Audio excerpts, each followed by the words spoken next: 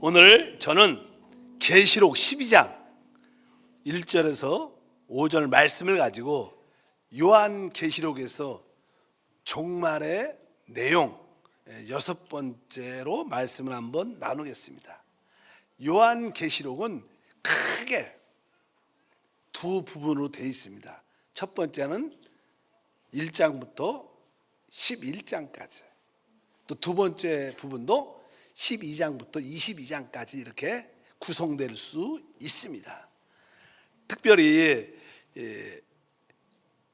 대환란의 3년 만의 그 부분이 바로 자세하게 설명되는 내용들이 바로 12장부터 있습니다. 우리가 그동안 계시록을 통해서 처음에 7인이 있었고 7째 인을 뗄 때 7 나팔이 그 안에 포함되어 있었습니다.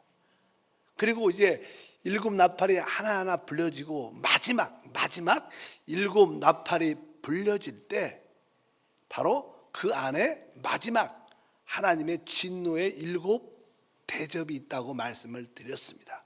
이제 마지막 7 대접이 이 땅에 이제 부어지게 됩니다. 아마 그 7 대접은 이 적그리스도의 왕국과 그를 추종하는 자들에게 많이 국한되어 있을 겁니다. 뭐 전 세계에 임하는 것은 아닐 것이고 아마 특별히 적그리스도의 나라와 그를 추종하는 세력에 의해 특별히 7 대접이 부어질 거라고 우리는 알고 있어야 됩니다. 이제 마지막 7 대접이 부어지기 전에 아주 중요한 환상, 이상, 표적을 주님께서 우리에게 보여주십니다. 원래 이제 마지막 7 대접은 성경에 보게 되면 16장 1절부터 시작을 합니다. 16장 1절부터 한번 읽어보니까 또 내가 들으니 성전에서 큰 음성이 나서 7 천사에게 말하되 너희는 가서 하나님의 진노의 7 대접을 땅에 쏟으라. 그러니까 이제 7 대접의 실제적인 내용은 16장에 나오는데 이제 우리 오늘은 12장에부터 15장까지 내용이 쭉 기록되어 삽입되어 있는 거예요. 아주 중요한 이야기죠. 마지막 때 우리가 필히 알아야 할 내용입니다. 오늘 거기에 대해서 한번 말씀을 나누겠습니다. 첫 번째 12장 1절에 이렇게 시작합니다. 하늘에 큰 이적이 보이니 해를 옷 입은 한 여자가 있는데 그 발 아래는 달이 있고 그 머리에는 12별의 관을 썼더라. 보니까 하늘에 땅이 아니라 어디예요? 하늘에 큰 이적이라는 단어는 표적입니다. 표적. 하늘에 큰 표적이 보이니 해를 옷 입은 한 여자가 있다, 이렇게 말씀합니다. 사실 여기서 나오는 이 여자가 누구를 의미하는가, 이것이 되게 중요한 항목입니다. 어쩌든지 하늘에 큰 이적, 표적이 보인다. 우리가 하늘을 잘 안 봐서 그렇지 이게 하늘을 보게 되면 많은 별들이 있죠. 하나님께서는 뭐 태양계에 기본적인 별들이 있고 또 그 은하계에 많은 별들이 있습니다. 하나님은 종종 그 모든 것을 창조했기 때문에 그 하늘의 그 별들의 어떠한 표적을 우리에게 보여준다, 이런 뜻이 있어요. 뭐 우리가 조금 이렇게 천문학적으로 이렇게 별자리 관점에서 이렇게 이야기를 혹시 한다면 이게 별 하늘에 처녀자리라는 그런 별자리가 있습니다. 그래서 그 처녀자리의 이 별자리가 이제 그 사이에 태양과 지구와 달들의 배열이 같이 이렇게 일치가 될 때가 있어요. 그때가 이 마지막 때 하늘에서 보여주는 표적이 될 것이다, 이런 의미를 의미합니다. 이제 뭐 자세하게 설명하기는 좀 그렇고 일단은 하늘에 큰 표적이 있는 하늘을 보면, 그런 별자리 모습을 보면 이 마지막 때가 됐다, 이렇게 우리가 알 수 있다고 말씀을 합니다. 여기 보니까 해를 옷 입은 한 여자가 있다. 해를 옷 입었다니까 그 몸 뒤에서 아주 태양빛이 강하게 비치는 거예요. 그 비치니까 그냥 아주 빛나게 보이죠. 빛나게 보이죠. 태양빛으로 잘 못 보잖아, 너무 많으니까. 그 여자 뒤에서 아주 태양이 해를 입었다고, 그러니까 태양빛이 강력하게 비치는 그런 그 처녀자리의 그런 상태의 모습이 있는데, 뒤에 보니까 그 발에는 달이 있고, 뭐 처녀자리가 처녀처럼 이렇게 됐잖아요. 그 발 밑에 보니까 다리 배치가 달이 있고, 또 그 머리에는 12별의 관을 썼더라 이렇게 말씀을 합니다. 어쩌든지 이 여자는 뭐 해, 달, 또 별들, 이것은 다 이게 빛비침이 있죠. 빛비침이 있어, 빛비침이. 그러니까 이 하늘에서, 하늘의 신성한 하나님의 빛 가운데 있는 여자입니다. 빛 가운데 있는 여자. 이 땅에 있는 여자가 아니라 하늘에 있는 여자의 그런 모습을 가지는데, 우리가 그냥 성경을 해석할 때 이 해는 사실 그 사람, 어떤 사람이 중심이 그냥 몸이잖아요. 머리지만 몸이 주된 부분을 가지고 있기 때문에 그 여자가 해를 옷 입었다. 근데 이 해는 사람의 대부분 큰 부분을 차지하기 때문에 이것은 바로 신약에서 교회는 바로 빛이라 이렇게 말씀하는 것처럼 바로 신약 시대 교회의 성도들을 의미합니다. 교회의 성도들. 그리고 이제 발 밑에는 달이 있다. 그래서 이것은 아마 이스라엘 백성들, 유대인들을 상징합니다. 그리고 이 머리에 있는 12 별들은 아마 족장 시대, 우리가 아담, 뭐 우리가 셋, 뭐 노아, 에노스, 이렇게 아주 족장들이 아주 믿음의 별들이 있었어요. 우리 창세기에서 배우잖아요. 그런 사람, 족장 시대의 사람들을 대표하는 사람을 12별이라고 묘사하고, 바로 이 해를 비친다는 것은 이 교회의 성도를 대표하고, 또 다른 바로 율법으로 갖고 있는 유대인들을 주로 상징한다 이렇게 말씀을 기본적으로 이해를 하면, 아, 이게 무엇인가. 근데 그 여자는 이게 세 개로 구성되어 있는 거, 구성되어 있는 거. 그러면 이 여자가 누구를 의미하는가, 이것이 참 중요합니다. 사실 성경에서 여자라는 위치는 바로 항상 의지하고 남편을 바란다는 그런 의지가 있습니다. 원래 구약에 보면 하나님은 이스라엘 백성들, 하나님의 자녀, 자기의 백성들에게 나는 너희의 남편이라고 말합니다. 남편. 그러니까 우리는 모두가 영적으로 여자의 신분을 갖고 있어요. 왜? 우리의 남편은 오직 그리스도입니다. 이 우주에 단 한 분의 남자가 있어요. 영적으로. 그분이 그리스도입니다. 그리고 우리는 다 구속받은, 우리는 다 그의 아내의 신분을, 여자의 위치의 신분을 가지고 있다고 말씀을 드렸습니다. 구약에 뭐 이사야 54장 5절에 말하죠. 이는 너를 지으신 이가 내 남편이시라. 그의 이름은 만군의 야훼시며 내 구속자는 이스라엘의 거룩한 이시라. 이렇게 말합니다. 너를 지으신 이가 바로 내 남편이다. 그러니까 우리의 참된 남편은 우리 그리스도입니다. 그렇게 나는 구약에서도 말하고, 신약에서도 침례 요한이 예수님을 청구하고 증거할 때 바로 세상 죄를 지고 가는 하나님의 어린 양이다. 그리고 그는 신부를 취하는 신랑이다 이렇게 말합니다. 예수님이 이 땅에 오신 이유는 그분의 신부를 취하러 오셨다 이렇게 말씀하고, 사도 바울 같은 경우에도 이렇게 고백을 했습니다. 고린도후서 11장 2절 보니까 내가 하나님의 열심으로 너희를 위하여 열심을 내노니 내가 너희를 정결한 처녀로 한 남편인 그리스도께 드리려고 중매함이로다 이렇게 말합니다. 사도 바울도 복음을 전하고 사람을 구원시키는 주된 목적은 바로 우리를 구원시켜, 바로 우리의 신랑 남편이신 그리스도께 드리려고 자기가 중매한다 이렇게 표현을 하는 거예요. 그러니까 우리가 성경에서 하나님이신 우리 그리스도는 바로 우리의 뭐예요? 남편이고, 바로 우리는 그분의 여자의 위치, 아내의 위치를 갖고 있다. 그래서 여기서 말하는 여자는 누군가? 바로 구속받은 모든 하나님의 백성을 총칭한다. 모든 구속받은 하나님의 백성들을 전체적으로 여자로 보시고 그 여자에 대한 이야기를 설명을 합니다.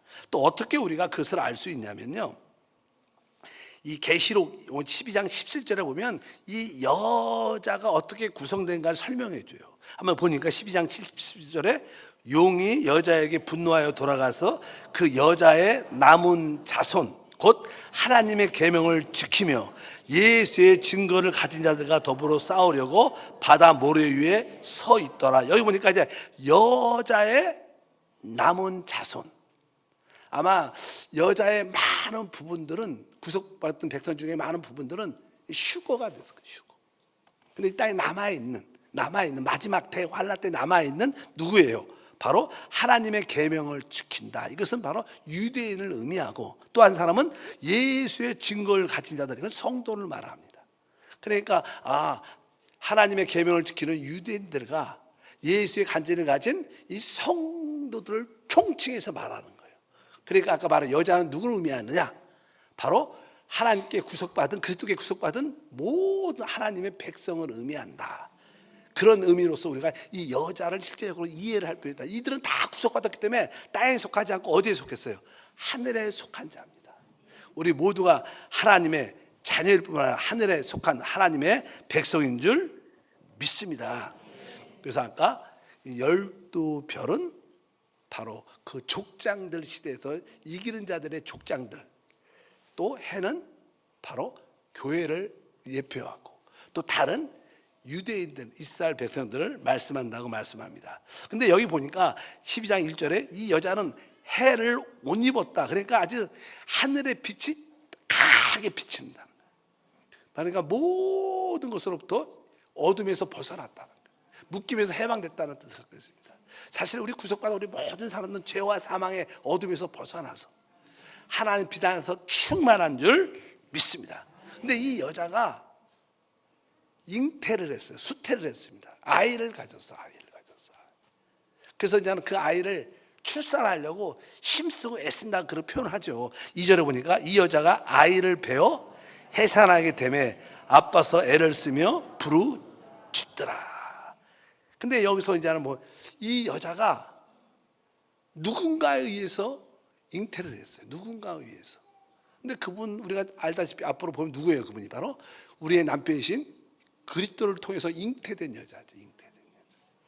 바로 이 여자가 누군가, 나중에 보면 남자 아이를 출산합니다.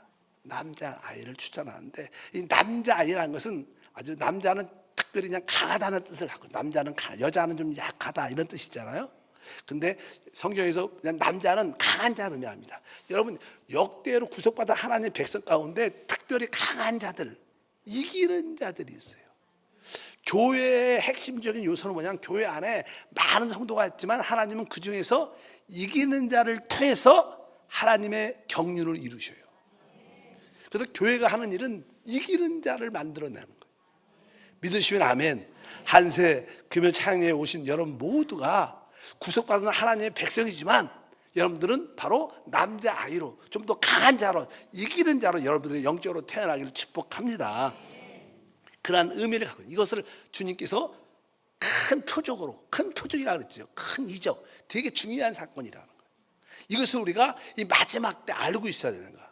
첫 번째 그러한 표적이 있고, 두 번째 또 표적에 대한 설명을 또 합니다. 또 3절부터 4절까지 한번 읽어보니까 이렇게 말하죠. 하늘에 또 다른 이적이 보이니 보라, 한 큰 붉은 용이 있어 머리가 7이요 뿔이 10이라. 그 여러 머리에 7 왕관이 있는데 그 꼬리가 하늘의 별 3분의 1을 끌어다가 땅에 던지더라. 용이 해산하려는 여자 앞에 그가 해산하면 그 아이를 삼키고자 하더니, 또 하나의 하늘에 다른 이적이, 표적이 보이는데 아주 큰 붉은 용이 나오는 거예요. 붉은 용이 보이는 거예요. 근데 그 붉은 용을 보니까 머리가 7, 뿔이 10이다. 그런 붉은 용을 보게 됩니다. 근데 이 붉은 용이 누군가?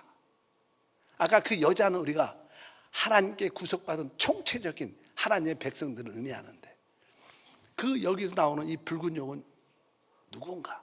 알다시피 창세기 3장에 보면 아담과 하와를 이렇게 타락시키고 묘시킨 뱀에 대한 이야기, 뱀이 나옵니다. 뱀이.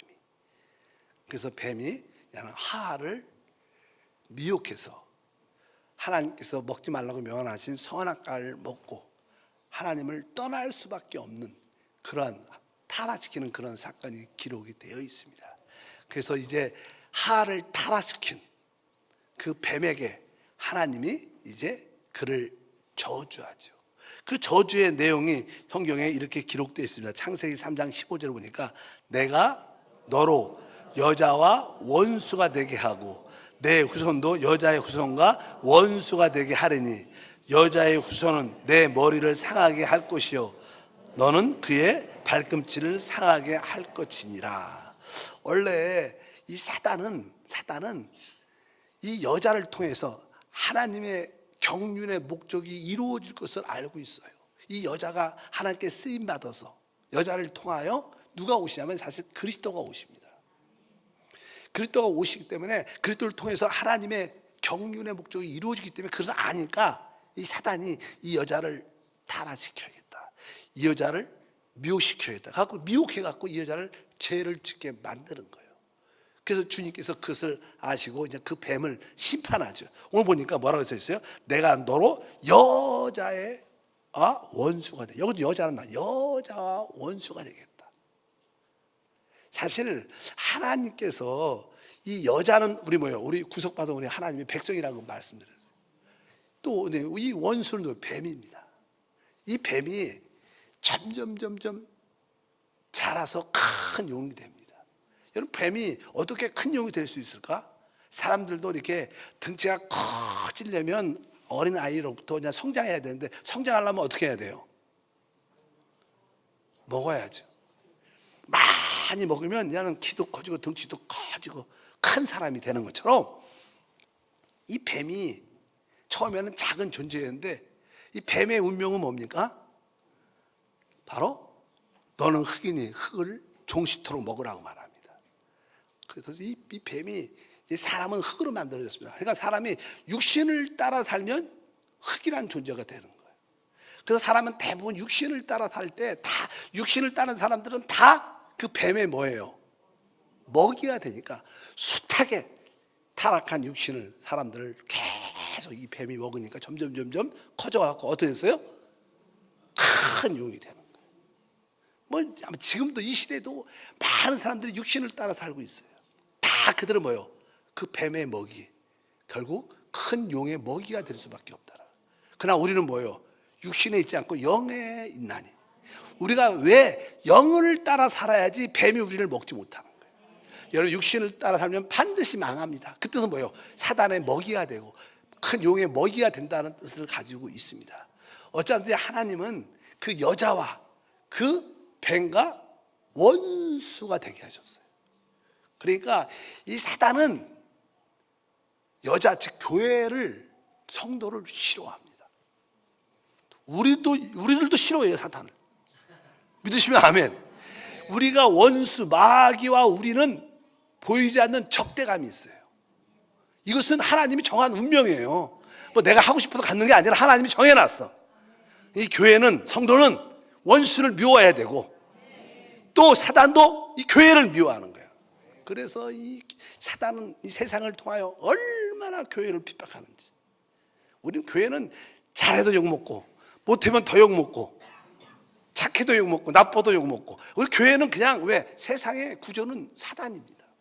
그래서 다양하게 사단이 교회를 대해서 적대감을 갖는 게 말이에요. 세상 사람들은 대부분 다 교회에 대해서 적대감을 다 갖고 있습니다. 왜? 그들은 용과 하나입니다. 교회에 대해서 대적하고 교회를 불평하고 교회를 비난하고 교회를 파괴시키려고 하는 모든 사람은 다 이 용과 하나입니다. 사단과 하나입니다. 여러분이 어떤 사람이냐? 어떻게 알 수 있어요? 교회에 대한 여러분의 태도가 어떠냐에 달려 있어요. 여러분 교회에 대한 어떠한 태도가 어떻습니까? 여러분들 교회에 대한 늘 불만이 있고 늘 판단하고 비판한다면 여러분들은 사실 용과 하나입니다. 아까 그 여자가 아이를 낳고 막 힘쓰는데 그 아이가 나면 그 용이 그 아이를 삼켜버리려고 기다리고 있는 거예요. 너 출산만 하라. 아기 낳기만 하라. 내가 삼켜버리겠다. 이러한 태도. 항상 이 사단은 이 교회와 적대적인 관계인데 그것은 바로 하나님이 우리에게 주신 그런 운명이죠, 운명. 그래서 교회는 사단을 미워해야 되는 거예요. 그것이 정상입니다. 믿으시면 아멘. 만약에 교회가 세상에서 칭찬받고 세상에서 인정받는다, 그것은 그 교회가 용과 하나가 됐다는 뜻입니다. 절대로 그럴 수 없어요. 교회는 절대로 세상에서 인정받고 그렇게 되지 않습니다. 왜? 원래 그 운명이 그렇게 돼 있어요. 하나님께서 여자는 바로 그 뱀과 원수가 되고 그의 후손도 원수가 되게 할 거라고 말씀입니다. 그것이 하나님이 우리 안에 주신 어떤 사단에 대한, 뱀에 대한, 용에 대한 적대감이 우리 안에 있고, 당연하게 뱀도 사단도 용도 우리에 대해서, 교회에 대해서 강한 적대감을 가지고 있기 때문에 어찌하든지 교회를 해파려는 그런 역사가 있다는 것을 여러분들이 아시기를 바랍니다. 우리는 어찌하든지 뱀의 먹이가 돼서는 안 될 것이다. 육신을 따라 살려면 반드시 죽겠지만 우리는 늘 영을 따라 사단의 먹이가 되지 않고 결국 사단을 처리하고 이기는 믿음의 사람이 되기를 주영으로 축복합니다. 근데 이 큰 용이요, 이 큰 용이 아까 뭐라 그랬어요? 바로 7개의 머리 또 10개의 뿔을 가졌다, 이렇게 말해요. 7개의 머리와 10개의 뿔. 근데 계시록을 보게 되면 어떤 짐승이 하나 나오는데, 그 짐승이 7개의 머리와 뿔을 가지고 있다고 또 계시록이 말해요. 한번 읽어보면 누굴 의미하는지 알 수 있습니다. 한번 17장 3절부터 5절에 보니까 곧 성령으로 나를 데리고 광야하는 관이라. 내가 보니 여자가 붉은 빛 짐승을 탔는데 그 짐승의 몸에 하나님을 모독하는 이름이 가득하고 7머리와 10뿔이 있으며 그 여자는 자줏빛과 붉은 빛옷을 입고 금과 보석과 진주로 꾸미고 손에 금잔을 가졌는데 가증한 물건과 그의 음행의 더러운 것들이 가득하더라. 그의 이마에 이름이 기록되었을 때 비밀이라, 큰 바벨론이라, 땅의 음료들과 가지한 것들의 어미라 하였더라. 여기 보니까 한 여자가 나와. 여기서도 한 여자가 나오는데 그 여자가 붉은 빛 짐승을 탔다, 이렇게 말해요. 근데 그 짐승이 뭐라 했어요? 그 7머리와 10뿔을 가지고 있다는 거예요. 근데 여기서 이제 하는 이 여자는 종교적인 음녀를 말합니다. 리얼하게 말하면 바로 로마 캐톨릭을 의미해요. 이 뒤에 보면 그 여자는 자줏빛과 붉은빛 옷을 입고, 주로 이제 하는 이 교황, 추기경, 그런 사제, 이런 사람들이 주로 이제 그런 옷을 입고 있죠. 그리고 여기 보니까 그들은 이렇게 겉의 모습은 새 예루살렘처럼 그런 요소를 갖고 있어요. 뭐니까 그들은 금과 보석과 진주로 꾸몄다고 말합니다. 꾸며졌고 손에는 금잔을 가졌는데 그 금잔 안에 가증한 물건과 그 음행의 더러운 것들이 가득하더라. 이 로마 캐톨릭은 세상 정부와 세상 정치와 결탁이 돼갖고 세상 정부를 짐승으로 타서 이 세상을 마지막 때 통치하고 이끌어가는 그런 모습을 많이, 뭐 종교 통합에 대한 그런 이야기도 많이 그런 이야기들입니다. 그가 바로 이 짐승을 탔다, 붉은빛 짐승을 탔다. 그러니까 이 짐승이라는 것은 아까 말씀드린 그 용이죠. 그 용, 큰 용도 똑같으니까. 근데 이 세상 정부의 모든 배후에는 누가 있는 거예요? 용이 있는 거예요. 이 세상 정부, 인간 정부의 모든 가치와는 사람을 높이는 거예요. 우상을 섬기는 거예요. 세상 모든 정부를. 그러니까 우리는 대한민국에 그렇게 기대를 가져도 안 됩니다. 미국에 기대를 가져도 안 되고, 이란에, 러시아에, 우크라이나에 그런 기대를 가지면 안 돼요. 다 결국 세상 정부예요. 하나님 볼 땐 다 짐승입니다. 많은 이 종교들이 이제 결탁을 해서 그 세상 정부의 짐승과 결탁을 해갖고 이 세상을 이끌어가면서 하나님을 반대하는, 모독하는 그런 모습을 갖고 있다, 이런 뜻으로 우리가 설명을 하면 된다. 근데 여기서 바로 인간 정부, 세상 정부의 정치적인 모든 것은 다른 말로 큰 용과 같았기 때문에 바로 그 배후에는 다 큰 용, 사단이 역사하고 있다고 저는 알아야 합니다. 그래서 이 마지막 때 신실한 교회가 필요한 거예요. 기도하는 교회가 필요한 거예요. 그래야지 이 대한민국 배후에서 역사하는 악한 영을 어떻게 쫓아낼 수 있어요. 쫓아내야 돼. 부패가는 교회를 우리가 기도해서 그 부패를 처리하고 신실한 거룩함을 지키는 그런 교회로 만들어가는 우리 그런 마지막 때 그러한 남자아이가 이 시대에 필요한 줄 믿습니다. 그래서 다시 한번 이 붉은 용에 대한 기본적인 이해를 했고, 우리가 교회에 대한 우리의 태도가 어떤가에 따라서 우리가 하나님의 사람이 될 수도 있고 우리가 사단의 도구가 될 수 있다. 종종 교회에 부족함이 있지만, 연약함도 있고 실수도 있겠지만, 그런 것을 볼 때마다 비난과 정죄가 아니라 하나님 애통해하면서 하나님 그런 문제가 해결되게 도와주시고, 하나님의 위로와 치유가 나타나게 도와주고, 교회가 하나님의 거룩함을 찾을 수 있도록 축복해 주시옵소서, 지켜주시옵소서. 또 모든 교육자들, 사역자들, 배우의 역사는 악한 영은 떠나갈지다, 이렇게 기도를 해주는 사람이 필요하지, 비난하고 정죄하고 욕하는 성도가 돼서는 안 될 것이다. 만약에 여러분들이 그렇다면 여러분들은 큰 용과 하나됨을 고백하는 것이다. 그것을 여러분들이 꼭 기억하시기를 바랍니다. 실제로 구약 시대에도 보면 유대인들이 유대교를 가지고 하나님을 섬긴다고 말을 많이 했지만 사실 하나님을 떠나고 거절한 내용이 훨씬 많아요. 실제로 하나님의 아들 그리스도가 이 땅에 오셨을 때도 바로 바리새인 종교 지도자들이 예수님을 가장 핍박을 했습니다. 하물며 그들을 통하여 그분을 십자가에 못 박혀 죽이게 되죠. 우리가 볼 때 그들은 율법을 가지고 있고 나름대로 하나님의 계명을 지킨다고 말했고, 아마 그들 자체 그 당시 그들은 우리는 하나님을 제대로 섬기고 있다, 아마 그랬을 거예요. 유대의 종교자들, 바리새인들, 모든 율법사들이. 근데 지금으로 보면 그들은 봐요, 용과 하나였어요. 그게 사실입니다. 이 교회 역사도 그래요. 많은 천주교들도 진짜 역사적으로 참으로 참된 믿음을 가진 신실한 자를 많이 죽였습니다. 진짜 교회를 대적한다고, 캐톨릭을 반대한다고 진짜 많은 사람들, 순교자가 있었는데, 그 사실 지혜 보면 캐톨릭은 어떻게 보면 용과 하나라는 모습이 갖고 있어요. 우리가 신약에서도 마찬가지죠. 신약에서도 우리 사도 바울이 그가 구원받기 전에 다소에서 그 다소의 사울이라고 말합니다. 그도 어떻게 바로 예수 믿는 사람을 결박하고 다 감옥에 집어넣으려고 열정을 가졌죠. 그가 하나님을 은혜로 만나갖고 변화가 됐지만, 그 전까지 뭐예요? 그는 사실 하나님을 믿는다고 생각했지만 그는 사단의 큰 용의 도구였어요. 우리 역시 마찬가지예요. 우리가 교회에 대한 어떤 태도를 가지느냐에 따라서 우리의 진정한 모습이 드러난다. 여러분들이 교회와 하나 되고 교회를 수호하고 지키는 믿음의 성도가 되길 주님으로 축복합니다. 허물과 연약함이 있을지라도 그것을 기도로 덮고 보혈로 씻어내고 거기서 새로운 거룩함을 추구하는 믿음의 길을 가르쳐야지, 정죄와 비판과 또 그런 교회를 버리고 나가고 이런 모습을 가져서는 절대로 안 될 것이다. 우리가 기본적으로 우리 모두가 이것을 알아야 될 줄 믿습니다. 그래서 신약시대도 이 바리새인들, 종교인들은 사실 우리가 하나님을 참으로 믿는 사람들이 아니냐고 말할지 모르지만 사실 그들은 용과 하나 된 사람인 것을 우리가 인정을 해야 된다. 이 시대도 교회 안에 그런 모습도 많죠. 교회 많아. 정치와 결탁되고 그런 교회는 용과 하나입니다. 우리는 그리스도의 복음을 전하는 것이고 하나님 나라를 준비하는 그리스도의 신부요, 그리스도의 군대가 돼야 될 줄 믿습니다.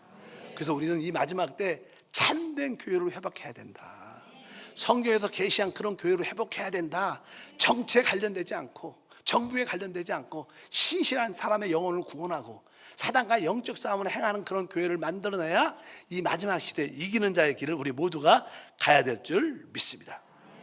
그리고 12장 7절과 8절에 읽어보면 이렇게 됩니다. 하늘에 전쟁이 있으니 미가엘과 그의 사자들과 용과 더불어 싸울세. 용과 그의 사자들도 싸우나 이기지 못하여 다시 하늘에서 그들이 있을 곳을 얻지 못한지라, 이렇게 말씀합니다. 하늘에 전쟁이 있다. 보통 일반적인 사람들은 세상에서 정치, 경제, 군사, 교육 이런 거에 관심이 많죠. 뉴스도 대부분 그런 이야기하죠. 정치에 대해서, 경제에 대해서, 교육에 대해서, 사회, 문화에 대해서 그런 얘기만 합니다. 그러나 진짜 우리가 참된 신앙이라면 바로 하늘에 전쟁이 있는 것을, 영적 전쟁이 있는 것을 봐야 돼. 이걸 알아야지 제대로 우리가 인생을 알고 세상과 모든 것을 알게 되는 줄 믿습니다. 여러분도 영적인 눈이 열려서 하늘의 전쟁을 볼 수 있기를 축복합니다. 그럴 때 우리는 진짜 승리할 수 있는 믿음의 길을 가게 될 줄 믿습니다. 근데 우리가 이 하늘의 전쟁에서 싸우는 이기는 길은 다른 길이 아닙니다. 뭐야?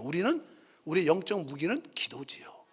기도로 원수를 대적하고 악한 영혼 묶고 귀신을 쫓아내면서 바로 한나라를 확장하는 게 우리의 기도의 사명이다. 그래서 진짜 좋은 교회는 기도하는 교회, 기도가 충만한 교회. 찬양도 좋아야 되지만 기도가 충만한 그런 교회. 그래서 여러분들이 기도할 때 열정을 내셔야 돼요. 통성으로 부르짖고 기도하면 바로 우리는 바로 영적 전쟁에서 승리하는 믿음의 길을 갖게 될 줄 믿습니다. 근데 참 여기서 중요한 내용이 있는데요. 아까 다시 한번 보니까 하늘에 뭐가 있어요? 전쟁이 있다는 거예요. 근데 그 전쟁이 있으면 나는 어떤 전쟁을 하느냐 여기 나오죠. 바로 그것은 다른 것이 아닙니다. 바로 미가엘과 그의 사자들과 용과 더불어 싸울세. 용과 그의 사자들이 싸우나 그들이 이기지 못하고 거기서 하늘에서 쫓겨난다는 얘기예요. 여기 보면 누구하고 싸워요? 미가엘과 그의 사자들과 용과 그의 사자들이 영적 전쟁을 한다. 근데 왜 하늘에서 이런 전쟁을 하게 될까? 왜 그 전에 전쟁을 미리 해주면 안 되는가? 왜 이때 하는가? 왜 이때 하는가? 이게 중요하죠. 근데 이때 나는 아까 7절과 8절에 나와요. 하늘의 전쟁이 우리에게 계시대요. 이제 미가엘과 그의 천사들과 용들과 그의 사자들과 큰 싸움을 하는데 왜 그 전에 하면 되는데 그 전부터 빨리빨리 전쟁해가지고 승리하면 돼. 왜 이때 드디어 나오느냐? 근데 그 이유가 있어요. 그 이유는 바로 그 아까 5절에 우리 기록되어 있습니다. 아까 한번 5절 말씀을 읽으면 이렇게 써죠. 여자가 아들을 낳으니 이는 장차 철장으로 만국을 다스릴 남자라. 그 아이를 하나님 아까 그 보좌 앞으로 올려가더라. 5절에 나와 이 말이. 먼저 그 여자가 아까 전체적으로 구속받은 하나님의 백성이고 그 여자가 하는 주된 일은 바로 남자아이를 출산하는 거예요. 근데 그 남자아이가 누구라 그랬어요? 이기는 자라 그랬어요. 교회 안에 강한 이기는 자들이 있어서 이기는 자들은 사실 대환란이 시작하기 전에 먼저 돼요. 휴거가 돼. 휴거. 믿으시면 아멘. 휴거됩니다. 이제 하나님의 목적은요, 하나님의 목적은 바로 하나님의 대적, 바로 용과 그의 사자를 끝내는 거예요. 근데 하나님은 그것을 직접 하지 않습니다. 하나님이 하나님의 형상대로 창조하시고 타락한 그들을 구원하는 하나님의 아들 중에 이기는 자를 통해서 그 원수를 처리하셔요. 사실 이 미가엘이 있고 천사들이 있지만 그들은 사실 신약적으로 말하면 그들은 종입니다. 종이니까 그것을 심판을 집행하는 그 집행관이 오기 전까지는 그들 스스로 종이 막 일을 마음대로 못해요. 명령을 해야 되죠. 이 전쟁을 수행해라. 저 용과 사자를 끝내라. 명령하는 사람이 있어야 돼. 명령. 믿으시면 아멘. 근데 주님이 하나님이 명령 안 해요. 하나님은 바로 그의 아들들 이기는 자를 얻으셔서 이 마지막 때 하늘의 영적 전쟁을 크게 지팡하기 위해서 하나님 먼저 이기는 자들 하나님 보좌로 어떻게 휴거시키는 거죠. 믿으시면 아멘. 이제 이들이 뭐예요? 앞으로 모두를 다스릴 왕권을 가진 자들이 돼요. 이기는 자니까. 그래서 그냥 이들이 올라가서 미가엘과 천사들에게 야 저들 저 악한 붉은 용을 전쟁을 통해서 끝내라 명령한다. 그러니까 그때부터 전쟁이 시작되는 거예요. 그래서 7절 8절 나오는 거예요. 하나님은 하나님 뜻과 목적을 이루기 위해서 이기는 자를 얻으셔야 돼요.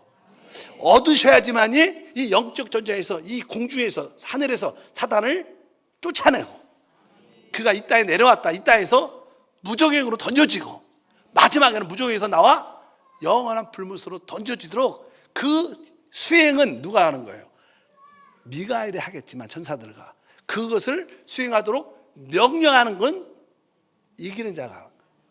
이기는 자. 그래서 하나님은 이 마지막 때 이기는 자를 얻어야지 하나님의 목적을 이 땅에 이룰 수 있어요. 그래서 하나님 먼저 이기는 자를 먼저 휴거시키는 거예요. 그들을 하나님 보좌 앞으로 휴거시킵니다. 이제 먼저 이렇게 휴거될 때 이게 먼저 이렇게 비밀스럽게 휴거가 됐죠. 그때 아마 이기는 먼저 이렇게 천국 가신 분도 있죠. 우리 교회도 그동안 아주 신앙이 좋으신 분이 있어요. 우리가 이해가 안 가잖아요. 아, 저렇게 믿음이 좋으신 권사님 왜 데려가셨을까? 왜 천국 가셨을까? 아우, 더 살아도 더 좋을 텐데.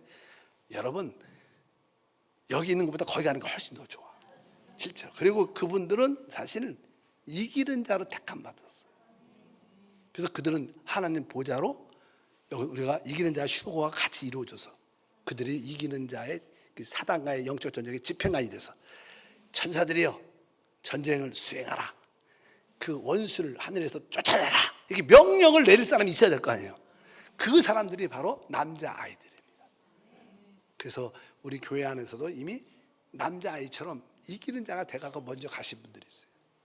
그리고 이 땅에 다시 한번 대환란이 시작하기 전에 이기는 자들이 먼저 휴거가 돼서 그들이 이제 하나님의 아들로서 왕권을 가지고 천사들에게 명령하니까 그 천사들이 우리의 명령을 따라서 전쟁을 수행해서 결국 붉은 용과 그의 사자들을 하늘에서 공중에서 쫓아내버립니다. 그러니까 그들이 이 땅으로 쫓겨나는 그런 사건이 기록되어 있습니다. 그러니까 하나님한테 이 마지막 때 필요한 사람이 누군가, 하나님 왕국을 이 땅에 가져오기 위해서 바로 교회 안에 누구요? 이기는 자들이야. 영적으로 말하면 남자아이, 그 구속받은 백성 중에서 그런 이기는 자를 출산하려고 교회의 사명은 무엇인가? 다 우리가 은혜로 구원 받았지만 이 중에 이긴 자를 통하여 먼저 휴거돼서 그들이 바로 사단의 모든 심판을 집행하는 그런 사람이 필요하다. 하나님은요, 뭐 왕이시고 창조주가 직접 안 다루셔요. 하나님의 그 아들들, 이기는 자를 통해서 이 우주를 다스리지. 믿으시면 아멘. 우리 모두가 바로 그 반열에 서는 꿈을 가져야 돼. 하나님, 내가 이 처음 이기는 자의 반열에 서서 하나님으로 휴거되게 하시고, 설사 우리가 육신의 죽음을 가질지라도 이기는 자로 죽어야 돼. 아멘. 그래야지 우리가 부활의 몸을 가지고 이기는 자로 서서 바로 사단을 처리하는 집행자가 될 줄 믿습니다. 한번 따라합니다. 나는 사단을 처리하는 심판의 집행자가 되겠습니다. 그러니까 아직까지 그 심판의 집행자가 안 올라왔어요, 하늘에. 그러니까 아직 전쟁이 제대로 시작이 된 게 아니에요. 우리가 올라가서 이 미가엘과 그 천사들에게 명령을 해야 돼. 종들아, 이제 내가 집행하러 왔다. 자, 허락한다. 집행하라. 이런 사람이 필요한 거예요.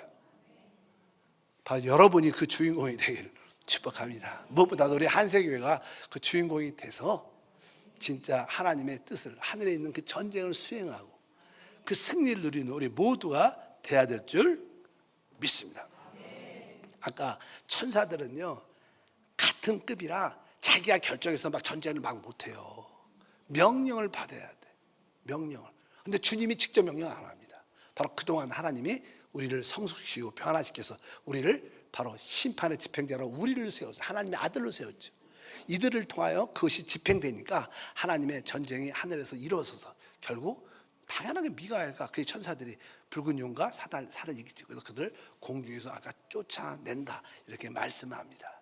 그러니까 이 땅에 드디어 뭐가, 이 붉은 용 사단이, 마귀가 이 땅에 쫓겨나고 그 사자들도 쫓겨나니까 이 세상이 양 사단과 악한 영과 귀신으로 얼마나 많겠어. 그러니까 이제 대환란이죠. 이 땅에 사는 게 아니야. 그때 지금도 사는 게 아닌데 그냥 사단이 내려와서 악한 천사들이 이 땅에 다 쫓겨나니까 진짜 모든 게 시험이고 모든 게 고통이고 모든 게 죽음이야. 그런 세상이 온다는 걸 우리가 대환란이라고 말합니다. 어차피 여러분들이 그러한 믿음 안에서 이기는 자로 우리가 믿음의 승리를 가져야 될 줄 믿습니다. 그래서 우리는 끝까지 그것을 이겨야 돼요. 그러면 여러분들이 이제는 여기서부터 먼저 이기는 자가 먼저 돼봐야죠. 여러분들이 이기는 자가 돼봐야지 올라가서도 이겨갖고 명령을 하죠. 여기서 매달 치다가 그렇게 가르쳐지지도 않지만 여기서 이겨봐야 돼, 사단에 대해서. 그래서 누가 그래요? 사단을 이기는 가장 좋은 길은 사단에게 설교하라. 그분들 설교. 사단아 들어라. 계속 여러분들 사단아 들어라. 주님이 이미 십자가에서 너의 정사 권세를 끝냈다. 넌 이미 심판받았다. 넌 더 이상 역사하지 못한다. 너는 하늘에서 이 땅으로 쫓겨날 것이고 네 운명은 이 땅에서 무적행에 들어가는 것이고 너는 결국 마지막에 불못에 던져질 것이다. 이것이 네 운명이다. 너는 불못에 들어가. 우리 교회에서 떠나가. 넌 더 이상 우리 가정에서 역사하지 못한다. 이렇게 설교를 자꾸만 해야 돼. 그 사단이 귀신들이 이렇게 몇 번 듣다가 나중에는 징글징글해서 나갑니다. 왜? 사실 그 사실이거든요. 우리들도 종종 그러잖아요. 뭘 잘못했는데 이미 답이 났는데 자꾸만 좀 뺀질뺀질하는데 그 얘기를 너 틀렸어. 너 안 돼. 계속 그런 얘기하면 또 실패했잖아. 막 계속 그런 얘기하면 그 사람도 듣다가 나중에 뭐야? 난 너하고 상종 안 해. 다시는 안 만난다. 그러면서 귀신도 계속 귀신한테 우리가 그런 설교를 해야 돼. 그 실패를 말해야 돼. 실제 사실이니까. 사단이 십자가에서 그의 정사와 권세가 이 밝히 벗어버려졌어요. 더 이상 힘이 없습니다. 이 사단은 우는 사자처럼 역사하지만 우는 사자처럼 왕을 할지라도 이미 이빨과 발톱은 다 빠졌어요. 그냥 소리만 낼 뿐이에요. 으르렁거릴 뿐하지 우리를 삼킬 수도 없고 할킬 수도 없어요. 믿으시면 아멘. 그래서 우리가 담대하게 사단아, 귀신아, 네 이빨은 빠졌다. 손톱은 이미 다 빠졌다. 너는 네가 고작 할 수 있는 것은 그냥 소리만 와, 너 죽어 이런 소리만 하지 죽이지도 못해요. 그러니까 여러분들 그거 알고 사단에게 자꾸만 그 사실을 선포하면 사단이 괴로워서 도망가고 떠날 줄 믿습니다. 그렇게 여러분들이 이 사단을 이 땅에서 이기는 체험을 가지면 뭐 다양하게 첫 번째 휴거에 참여하게 되시고 거기 가서도 또 사단에게 또 영적 전쟁을 미가엘에게 천사들에게 명령해서 그 전쟁을 시행할 수 있도록 여러분들이 명할 수 있는 거예요. 이런 일들을 우리가 해야 된다. 이런 앞으로 마지막 7 진노의 대접이 부어지기 전에 이런 중요한 사실, 해를 옷 입은 여자가 누구, 또 하늘에 있는 큰 붉은 용, 또 뭐예요?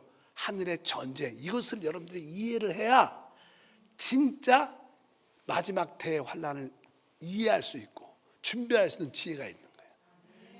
여러분 하늘을 보시고 해를 옷 입은 그 여자를 볼 수 있길 축복합니다.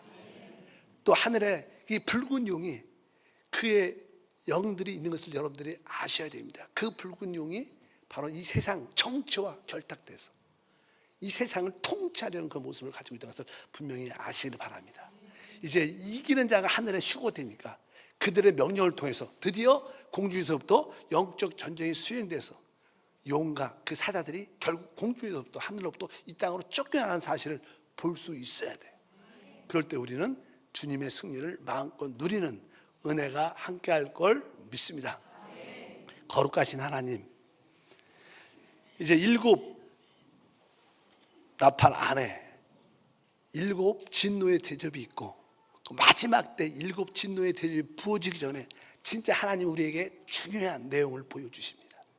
우리 모든 성도가 이 중요한 큰 표적 이적을 보게 하고 알게 하시고 깨닫게 되어줘서 신앙의 비밀을 얻게 하옵소서. 승리의 비결을 체험하게 도와 주시옵소서. 주 예수 이름으로 기도합니다.